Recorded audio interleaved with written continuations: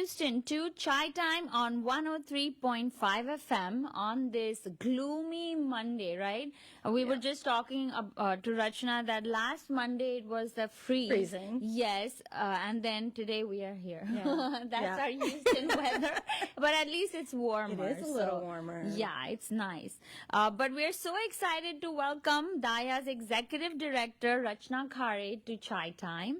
Daya is Houston's nonprofit whose mission is to empower South Asian survivors of domestic violence, domestic dating, and sexual violence with culturally specific services and to educate the community to end the cycle of abuse. Today, Rachna is here to talk to us about Daya's newest initiative for young adults in our community, titled Elevate. This conference will be held on February 10th and aims to elevate our standards for how we treat ourselves and others. Welcome, Rachna. Thank you. So good to see you. Good to see you too. So tell us more about Elevate and what can people expect from it? Yeah, so Elevate will be an all-day conference on February the 10th, Saturday. And it is a free conference. Okay. And what we really want to do is shift the way that we talk about some of these really hard topics, but do that in a fun and engaging way. So what people can expect is to attend the conference, and there'll be 4 or 5 different sessions where we will really address some of these major topics that are a little difficult to talk about. We're going to be talking about healthy masculinity, how to love yourself more, how to stay safe in relationships and practice your boundaries. And then we're going to really deep dive into safety online, even with like online dating and as well as social media. We're going to be looking at not just how to stay safe in romantic relationships, but also how to really be celebrated, honored, and loved in your relationship with your friends, with your family, with your partner, and really most importantly with yourself, because it all starts there. Oh, wow. Okay, but you said it's only for young adults, right? Well, so it's geared at young adults because we do want to make sure that people are getting these messages earlier in life, right? Like, and breaking the silence around these issues as we're younger. So our target audience is from 16 to 25. And I'll tell you, we chose that target audience because that is the age where domestic violence is most likely to occur. Which surprised me. I mean, I think people think of a married couple and things like that, but as people are starting to date, and especially in our community where you don't necessarily talk about it with your parents or even adults in your life, I think people just don't exactly know how to navigate that situation. So they're more susceptible to controlling behavior, unhealthy behavior, and abuse. But that being said, the conference is really open to anyone. We've already had quite a few people register, and I'm seeing ages everywhere from high school age to people in their 40s like me, and then even older than that. Because I think it's just never too late to take a break and invest some time into changing the standards that we're holding for ourselves. We really want people to have high standards for the people that they allow into their lives and to have high standards for themselves and how they should be treated. Yes, absolutely. Because I'm just thinking as like a 16-year-old girl, right? Yeah. Or like 14, 15, you're still learning who you are. That's right. There's so many influences coming in. That's right. And we get them, so much information from watching TV or from the media and from, TikTok. Social media, exactly. And what we want to do, especially and the conference is open to everybody. You don't have to be South Asian to attend. The lessons will be applicable to people of all backgrounds. But we find that in the South Asian culture, in other immigrant cultures, in other communities of color, sometimes the standard of beauty that we see out there is, and things are changing, of course, but I know when I was a teenager, it was the Cindy Crawford years, right? So it was the supermodels, right? And so it can cause especially girls to think that they may not deserve better, and they may feel like they have to settle for somebody that may at worst treat them poorly, but even somebody that they're just not that interested in. Yes. And I think the same happens with boys in our community too.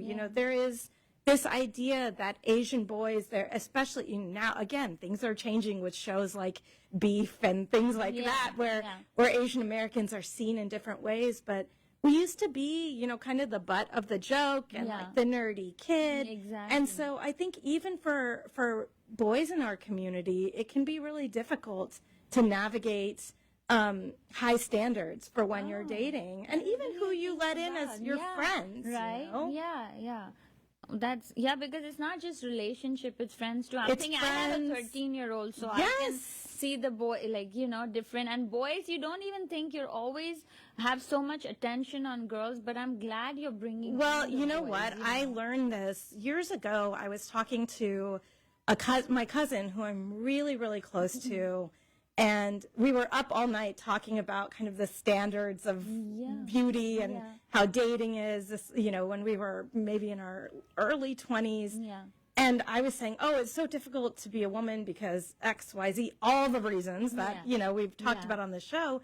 And he was telling me he's like, well, tried not being like over 6 feet tall. And there are girls who say, I don't want to date somebody who's short, and like, things like that. Yeah. So I think that people of all gender identities can face these stereotypes and these strange standards of beauty and relationships and friendships. And it can get really difficult. But when we start with ourselves and really raise our standards for what we are willing to accept, we're setting ourselves up for success in relationships. That's amazing. So what inspired Daya to start this new initiative? We have been watching, and I'm sure you all have been too, watching the news and seeing so many domestic violence homicides. And it's just been, the increase since COVID has been exponential. And these deaths are happening in our community too. What we started to see also was that some of these homicides were not, again, these long-standing couples who had been married forever. Some of them were dating relationships. And, I look at some of these victims and our whole team was, we every time there's a domestic violence death, whether it's in our community or, in the Houston community overall, we try to see, what could have been done different? Where could the system have done better? Where could we have done better? Yeah. And when we see people who are 18, 19, dying from domestic violence, from dating violence, we really thought, okay, it is urgent that we start working very closely with young people about who they are letting into their lives and how they're making these decisions, and that's, of course, the very extreme, being murdered. But sometimes, even when we look around and we have conversations on our team about people's children or nieces and nephews, and sometimes it is really sad to see how there's bullying in our community, how people who are being bullied, whether it's by a dating partner or whether it's by a friend or whether it's, by a cousin. How they don't really know how to respond and how they sometimes internalize that. And they start to feel really bad about themselves. So what inspired us was that we just want to start with the self and say, if we can help people raise their expectations for who they let in their life, for how they are to be treated and how they treat themselves, everyone's going to be on better footing the older they get and as they get into romantic relationships. And some of this happens with family members too. I mean, we have clients even who are in their early 20s who are shamed by their parents for not being married yet, for being overweight, for being too dark. These are sort of those taboo topics that we really want to address. And we really want to say that loving yourself is really what matters. And when you love yourself, it can really help you elevate your standards and say no better to others. Oh, wow. That's amazing. So where is this event? Like, is it like in person? It is. It's in person. We'll have meals for everybody as well, breakfast and lunch. It will be in It's going to be on the west side of Houston. I think it's close to Katy. Okay. After folks register, and I think we have the link in the Facebook chat, and people can also email us at contact@dayahouston.org. Okay. And we can send them the registration. Okay. And after you register, you get the exact address and everything like that. Okay. We just wanted to make sure we have enough space and food and everything. We're capping the audience at about 100 people, so that as we're having these smaller conversations, people can really open up with one another. That would be amazing. Yeah, that's what I was like. Is it online? No. So we're gonna Be amazing. Yeah, we're gonna do it in person. We have guests coming in from guest speakers from all over Texas. So we're excited about that. Great. We're so glad that Daya is working proactively to prevent dating and family violence. What are some of the causes of this kind of abuse? Yeah. So I think this is the question that we think about a lot. And it's very easy to say, oh, the abuser is just a evil person or a broken person, and that's why domestic violence happens. But there are so many different factors, right? So many of the times the person doing the abusing has experienced trauma themselves. Maybe they grew up in an abusive home. Maybe they were experiencing abuse themselves, like child abuse. But coupled with that, because children who grow up in abusive homes, they're more likely to become abusers and they're more likely to become victims. Ooh. So what sort of differentiates that is this sense of entitlement, really. So this is why, in many cases, the abusive partner is a male partner, because there is this sense, in all communities, including ours, and when I say ours, I mean South Asian community, Houston community, Texas community, human community, right? Yeah. There is male privilege. There are places where men are treated as they're more valuable than women. Mm-hmm. Women are taught to just grin and bear it, right? To do everything they can, to sacrifice, to take care of their family. And we're also taught from a very young age that success looks like getting married, having a great family. And this is true, right? Yeah. That is a successful thing. Yeah. But that's success for men and women and people of all genders. Yeah. But women are the ones kind of bearing the brunt of that. Yeah. So these combinations create a situation where when you see somebody who has seen abuse before and they see it as normal, and whether that abuse is physical or maybe it's talking down to somebody or yelling at them or criticizing them, when they see it as normal, and then they think, well, I deserve that. I'm entitled to tell somebody what to do. And then they want to have control over that person. Right. Because that helps them control their life. Yeah. All of those factors, entitlement, history of abuse, and the need for power and control create abusive dynamics. And on the flip side, when we have survivors that grow up in homes where there is verbal abuse or physical abuse or neglect or in-law abuse or, just mistreatment of people, they normalize that as well, right? They see their parents, one parent talking to another parent poorly, and they think, I guess that's how parents talk to each other, right? Yes. And so that's why we really want to elevate our expectations. Wow. There's so much thought put into it, and I'm sure so much research and so many numbers, right? Yes. I mean, across the board, 1 in 3 women and 1 in 7 men will experience some form of domestic violence. Oh, wow. And again, the most prevalent age that this happens is the ages from 16 to 24.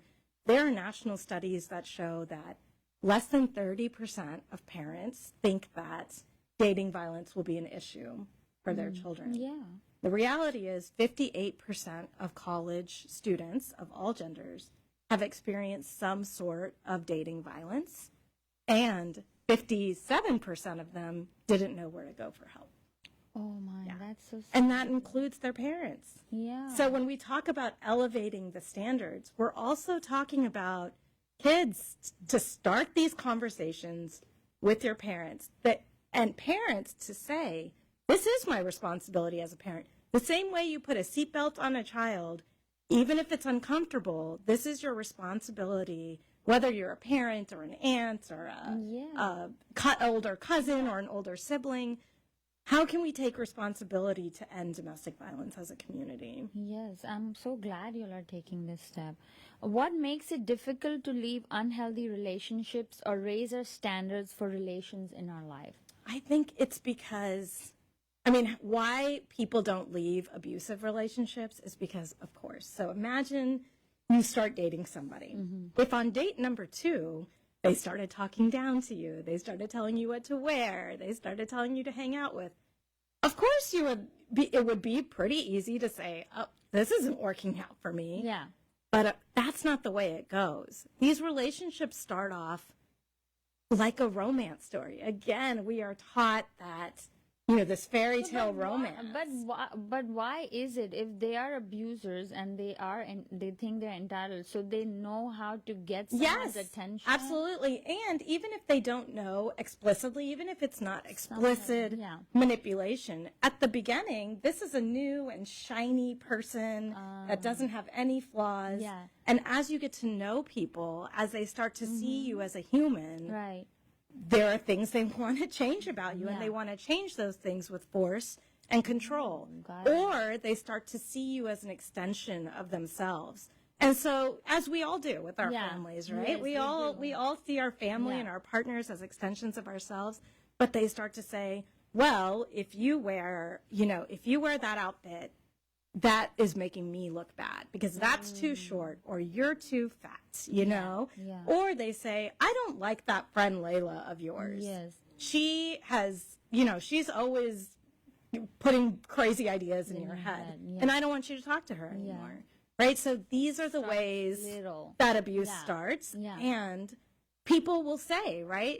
Maybe you talk to friends or family about that, and what do we hear? Well, that's how relationships can be, or every couple fights. Yeah. This is all true, but when that behavior is cloaked with the explicit or implicit threat of physical or sexual violence, and when the purpose of that behavior is to control you, that is not a normal, relationship conflict. Right. That is an abusive relationship. And so only the survivor can know that. They know their experience very well, and they know their partner's intention. Yeah. So if somebody gets frustrated, and when they get frustrated, they slam a door because that's what they saw growing up in their house, people might experience that in their relationships or in their marriages.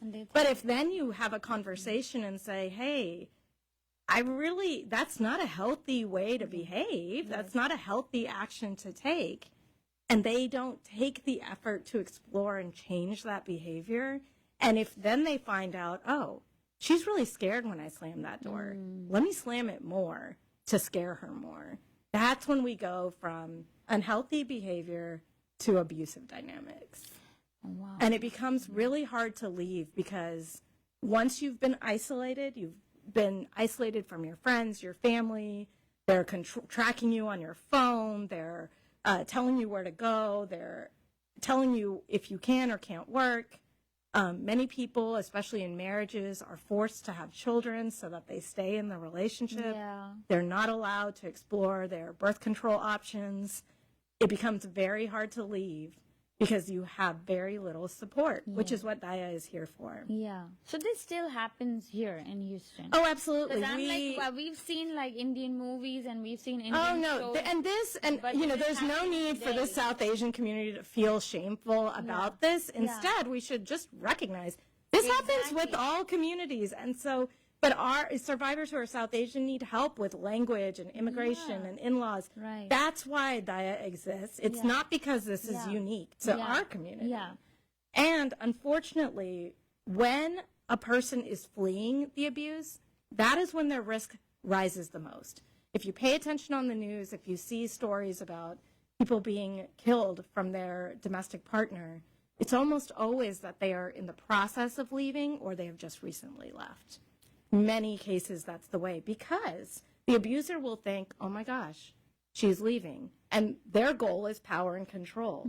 They start to see them losing this control, and then they resort to the highest kind of abuse, which is homicide. Oh my, I hope, yeah.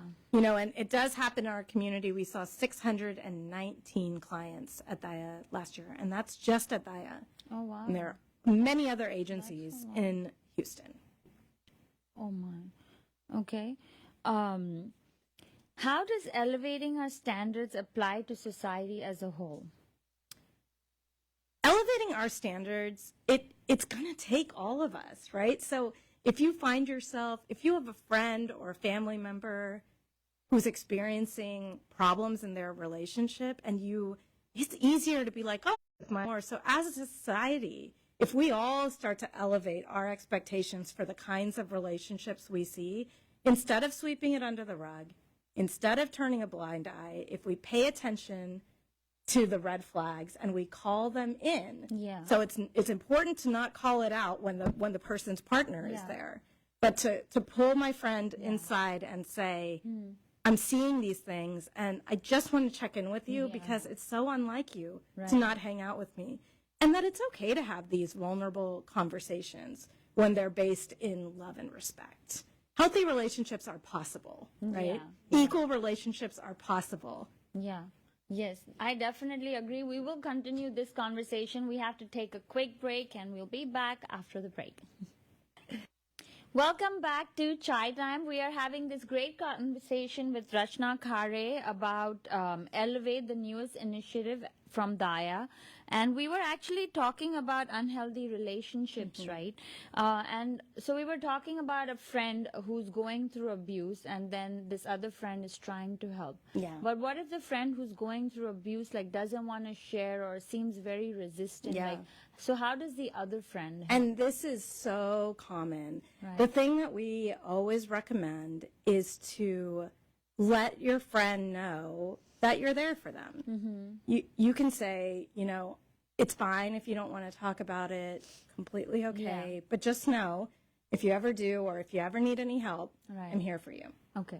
And that I will never, you know, I won't tell your story to anyone else. Yeah. I'm not going to gossip about this. I'm not going to tell anyone. Yeah. The thing is, you want to always avoid being another controlling person in their life. You never want to put an ultimatum on them. Yeah. You just want to leave the door open. Yeah. And if you start to see signs of abuse, if you can document those signs on your own as the friend, then later on, when things might escalate, you can either share that with them, they can use that in a legal case, but more importantly than that, they can use that to see, oh my gosh, this is a pattern. Because the cycle of abuse is that after moments of abuse, there's a honeymoon phase where the abuser apologizes, says it'll never happen again, buys presents, is really sweet, you know, and people think, because our standards have been set that we, especially as women, are responsible for this family. We need to keep this family together. Every marriage has its ups and downs. So we look at this honeymoon phase as, oh my gosh, please let this be the time that things change.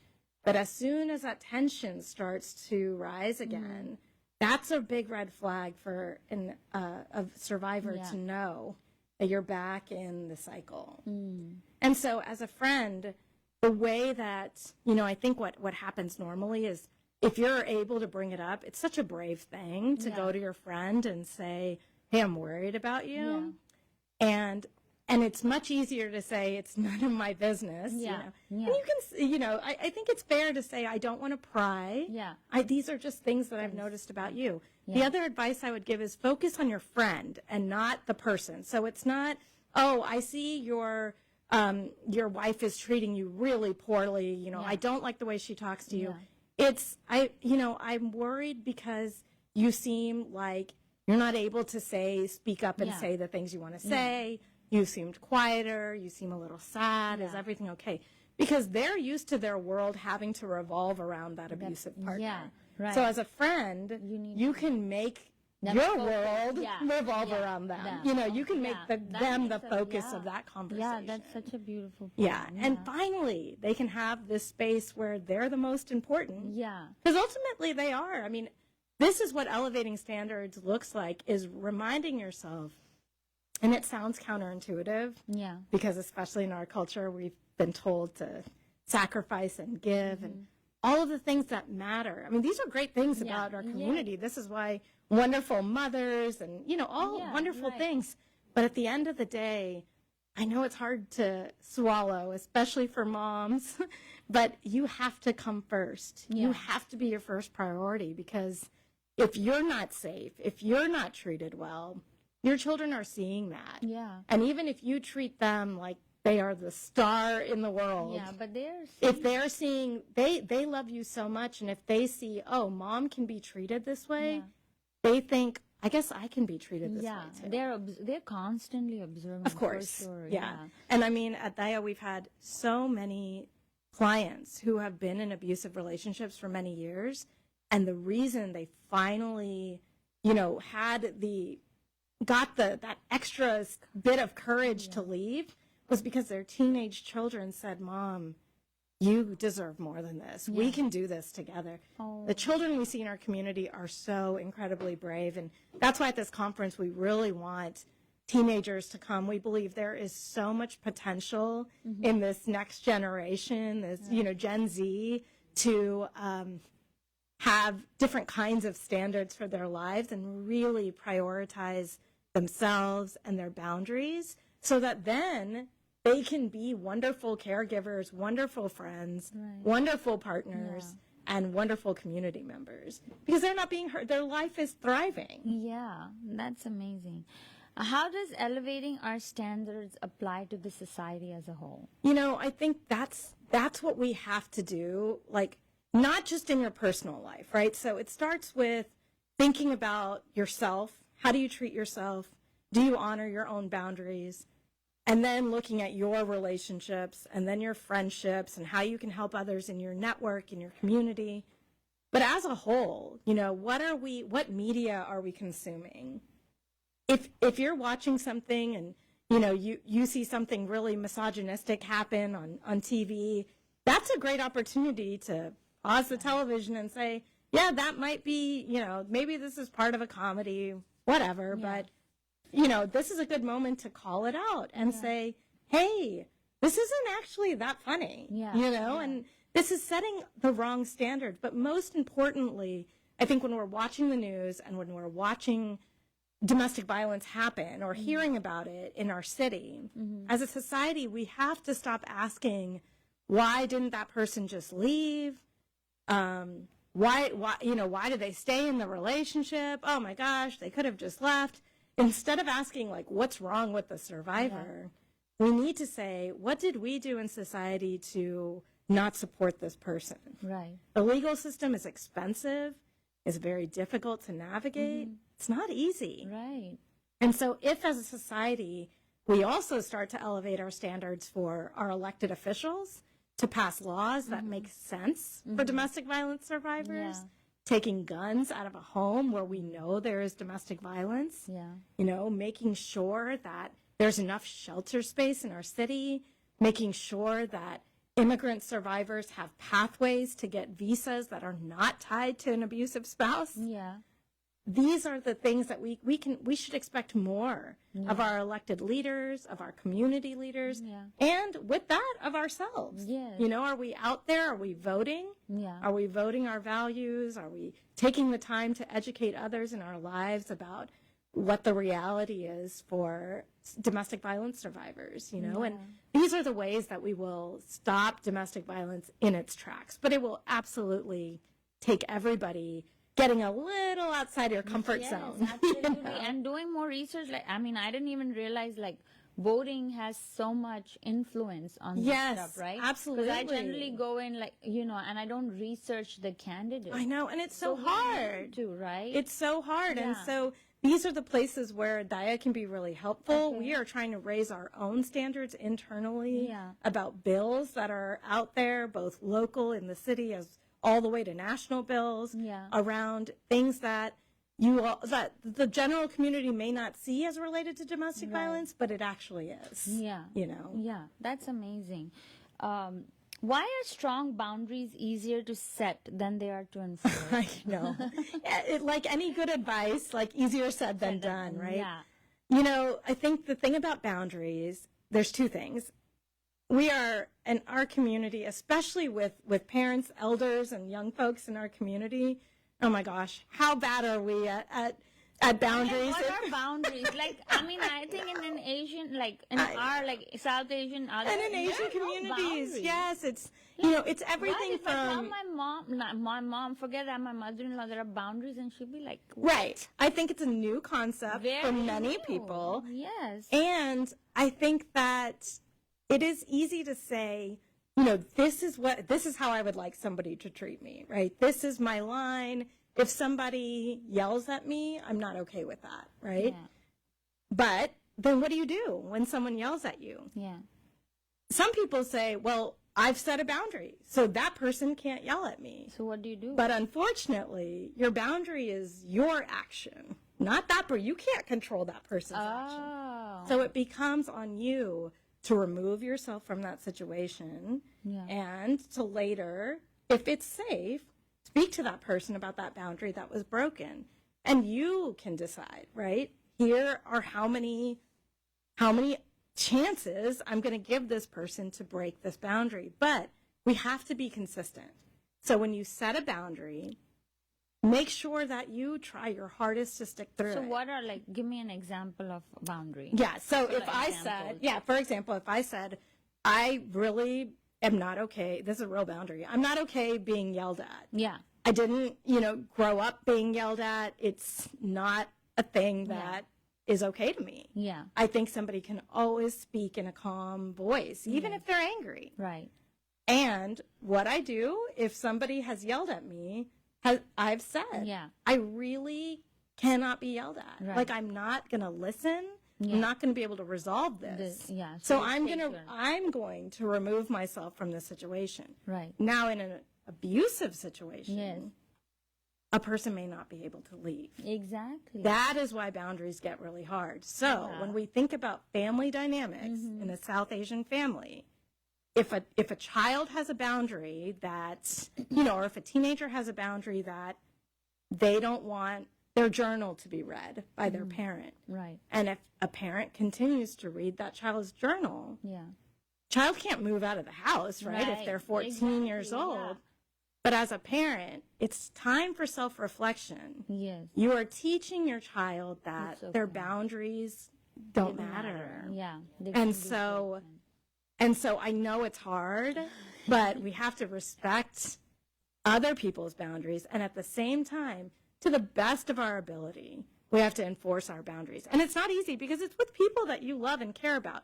And I'm not saying you throw people out of your lives if they break a boundary, But if you aren't able to safely have a conversation with them, that's a red flag. For sure. Yeah, you have to think about that whole relationship at that point. How are boundaries related to unhealthy or abusive relationships? So if you find yourself in a situation where you've stated your boundary, and you don't have to say my boundary is, it is saying when we're in an argument, I really need us to speak calmly to one another. Yeah. Or, after, if same thing with a child, when I'm writing in my journal, I need that to be private, and if I need help from you as a parent, I will tell you. If you find that boundary consistently being broken, or if you find that even when you make that statement, if somebody crosses your boundaries, right, or if your boundaries are crossed and that person doesn't take responsibility for it, they blame it on you. They laugh at you. They say your feelings don't matter. That you know that you are in, at the very least, an unhealthy relationship. And probably you're at high risk for experiencing abuse, whether that's emotional abuse or psychological abuse. This idea that, at any age, from 2 years old to 100, right? Your boundaries are your boundaries, right? So when we're forcing young kids to give auntie or uncle a hug, and they don't want to, they're telling you their boundary. They don't have the language for a boundary yet, unless you have a very, very smart 2-year-old. But listen to that. Yeah. And respect that somebody's, especially when it comes to their body, their autonomy, their thoughts. Right. You know, you don't want to control those things. So if you find yourself in a relationship where somebody is trying to control those things, or on the flip side, are you somebody that's trying to control somebody? Yeah.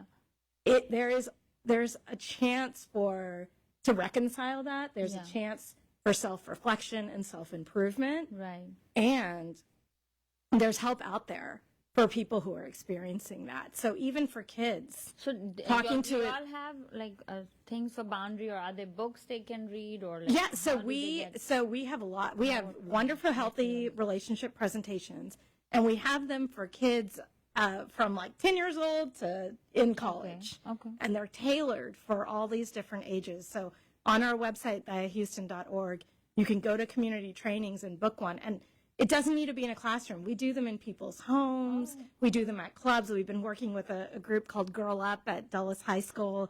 We've been doing presentations with them. And they're very interactive. And then we do scenarios with them. Yeah. What would you do if this happened to you? Or if you saw this, Yeah. what would you do? Or reading a scenario and saying, okay, where are the boundaries being broken? In your life, boundaries will be crossed. Yes. We know that. Yeah. But if you have fear, if you are walking on eggshells, and if you have fear that you will experience harm if you stand up for yourself, that's a problem. And it means that it's time to get help. And it doesn't mean, right, if a mother reads a child's journal, that they're then going to physically harm them. Yeah. No, but they're establishing controlling behavior. And there is an opportunity to maybe speak to another trusted adult in your life. Can your aunt maybe talk to your mom about that? Can she help you have that conversation? A grandmother, your father, a sibling, right? So it just means that, I mean, if somebody is consistently crossing your boundaries, that's not healthy. You deserve more than that. And you can reach out for help either through, I mean, this is where as a society and as loved ones, we can be really helpful. Because do you want to call Daya because your mom is reading your journal? Probably not, right? Yeah. Like this isn't. Exactly. It's not, I mean, we will give you some advice about it, but probably not. You know, that's not the in-depth services we do. But who do you trust in your life? And some parts about making boundaries too is you can make a list, because sometimes it's really stressful when somebody is yelling at you or calling you names or bullying you. And you can make a list of who are the adults in my life that I can reach out to, that won't blame me for this, that won't ask me a million questions, that won't make me tell on the person. And again, as helpers, especially as adults who are helping younger kids, we need to remember as much as we can to let them have some choice in the matter. Okay. So if somebody is bullying them at school, sometimes that does call for meeting with the teacher, meeting with the principal. But it also includes asking the child, what do you think might happen if we tell the teacher? Because if that means the bullying might increase, then we also need to do something about their safety if we need to report that. And I'm so glad you say that, because I'm the kind of mom who, like, if he tells me something, I think your instinct is just to help them. Oh, for sure. Right? Like not give them choices or let them decide. It's like, as a mother, you're that mama bear who just wants to. For sure. I'm like, I'm going to email your teacher. I'm going to email your principal. And the other day he's like, Mom, that's why I don't tell you things. Yes. And I'm like, I know. You know what would be really helpful is, as you're sending that email, can your child help you write that email? Can they help you word it? Can they help describe the situation? Can they go to the meeting with you? It's just about giving them any opportunity we have to give children more control over their physical and mental well-being is going to make more resilient adults. Right. And it'll improve the relationship that you have with them too, just like your son told you. Right? I think it's great that he told you that. Exactly. So, many kids wouldn't. Many kids would think that in their head, but they wouldn't say it out loud. So and it that's makes great. you change your behavior. So I'm glad we're and things like it is absolutely crucial that we report things to make children and safe, people in our lives safe, elders in our life safe. But we have to remember that just because somebody is young or old or disabled or being hurt it doesn't mean they're not strong, and it doesn't mean they don't know themselves. Right. And so it's important to just involve them as much as you can. That's great advice. So tell us about some of the speakers for the Elevate conference. And who Yes. can we plan to hear from? So we have such great speakers. We have everything from social workers. We have athletes coming. So we have an ex-NFL player talking about healthy masculinity. We have people that work closely with law enforcement. We have people who work closely with technology so that we can learn about social media and how things like WhatsApp and text can be manipulated. The thing we want to do is put tools in people's hands. And this is in the hands of young people is amazing. We would love to talk directly to people in the age of 16 to 25. But if not them, then the allies and helpers in their lives, their parents, their aunts, their uncles, their teachers. Right. Because we want to give people the skills. We want to open their minds to a new way of thinking. I think, again, with boys, there's a lot of pressure to be into sports and maybe not be creative and not be emotional. And we want to flip that on its head, right? So we have all these wonderful male allies in our community talking about how masculinity, healthy masculinity, involves empathy and love and compassion, all those great things that we all love about the men in our lives who are doing it right, you know? And men also appreciate that in their friends and others. And so that's one part of it. The other thing that we really want to highlight is we have a wonderful speaker named Thesha Jenkins. She is doing a piece on loving yourself. Oh, wow. It all starts there, right? Yeah. So it all starts with knowing that you are worthy of healthy relationships with your family, with your siblings, with your friends, with your partners. And that if you don't have a healthy relationship with that person, it may be okay to step away from that relationship. And if you can't, like in the situation of family, in many cases in our community, it's unheard of to like stop talking to your parent. Yeah. I have thoughts about that, but let's say that you can't. Yeah.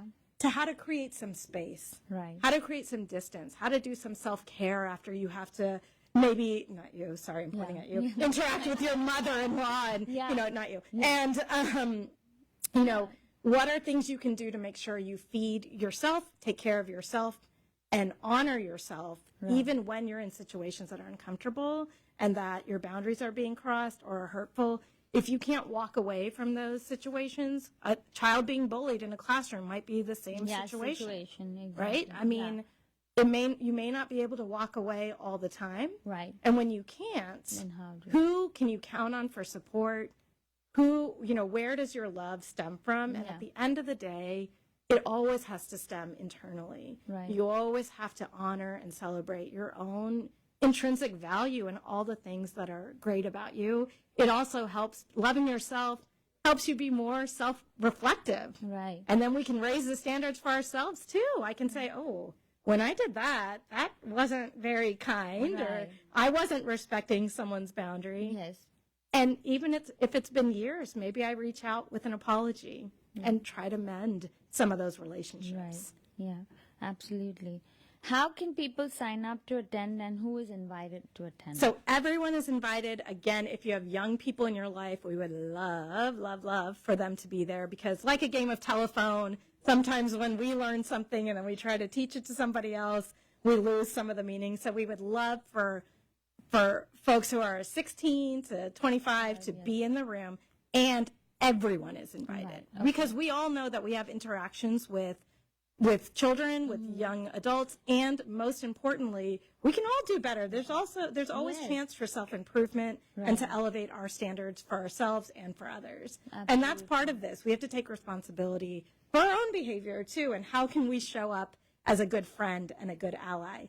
To find out, to register for the conference, you can either go to the link that's on Facebook, or you can contact dayahouston.org. And we will get a little bit of information from you, and we can register you right there on the phone or email, or we can send you a form to register. Perfect. So what are some actions we can take today to get into the mindset of elevating ourselves? I think we can be really mindful, and as you go through the rest of your day, one thing I would love for everyone to do today is honor something wonderful about yourself today. Let's start with that. Let's start with that self-love. And I know we think of self-care as like bubble bath and candy and massage, and all that is great. I'm not hating on that. I love it.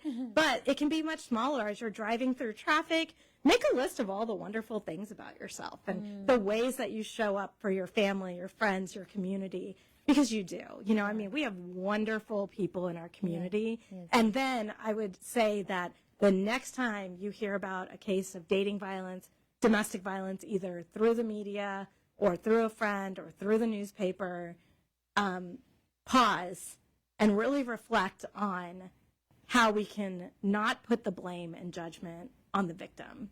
Let's stop asking what that person could have done differently. Absolutely. Wow. Amazing. I enjoyed this conversation so much. Always. And I'm learning every time we are talking. It's not just about abuse. I think as a parent too, like I've learned, like if I scream at them, I'll be like, I'll take a few when I calm down, I'll go. Because, and in many cases now, you as a parent are the only one that your kids might have. Exactly. So, I'm an aunt, so I love that.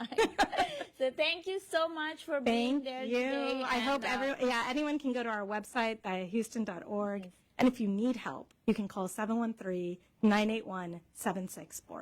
All right. Thank you to our listeners and sponsors, and we'll see you next Monday, same time, same place. Bye-bye.